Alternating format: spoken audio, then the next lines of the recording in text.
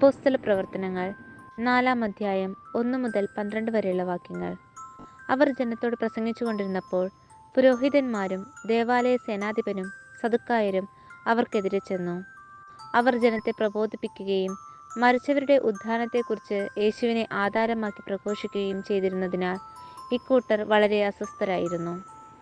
അവർ അവരെ പിടികൂടി സന്ധ്യയായതുകൊണ്ട് അടുത്ത ദിവസം വരെ കാരാഗൃഹത്തിൽ സൂക്ഷിച്ചു.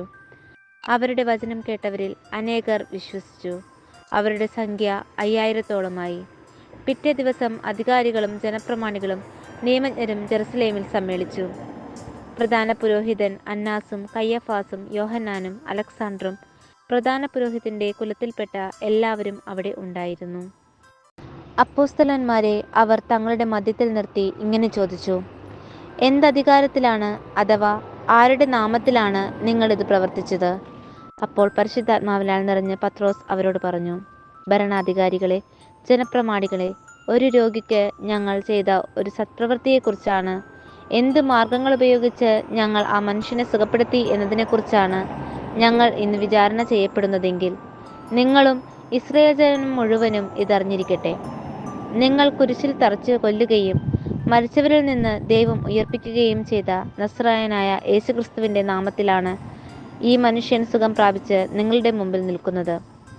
വീടുപണിക്കാരായ നിങ്ങൾ തള്ളിക്കളഞ്ഞ കല്ല് മൂലക്കല്ലായി തീർന്നു. ആ കല്ലാണ് യേശു. മറ്റാരിലും രക്ഷയില്ല.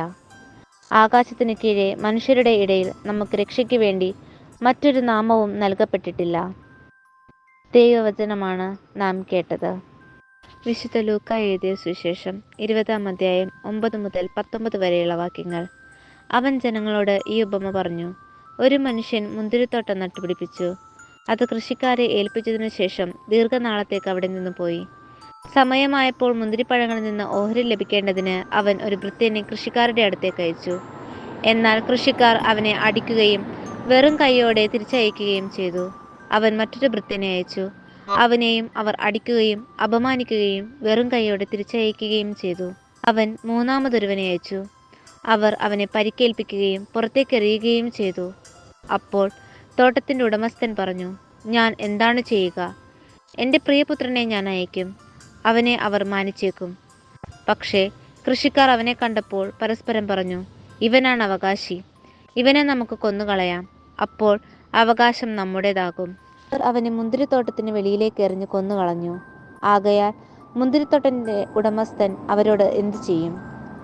അവൻ വന്ന് കൃഷിക്കാരെ നശിപ്പിക്കുകയും മുന്തിരിത്തോട്ടം മറ്റാളുകളെ ഏൽപ്പിക്കുകയും ചെയ്യും.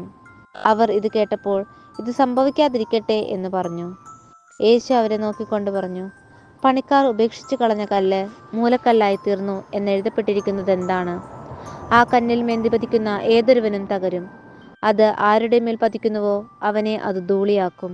തങ്ങൾക്കെതിരായിട്ടാണ് ഈ ഉപമ അവൻ പറഞ്ഞതെന്ന് നിയമജ്ഞരും പ്രധാന പുരോഹിതന്മാരും മനസ്സിലാക്കി അവനെ കയ്യേറ്റം ചെയ്യാൻ ശ്രമിച്ചു. എന്നാൽ അവർ ജനങ്ങളെ ഭയപ്പെട്ടു. ദൈവവചനമാണ് നാം കേട്ടത്.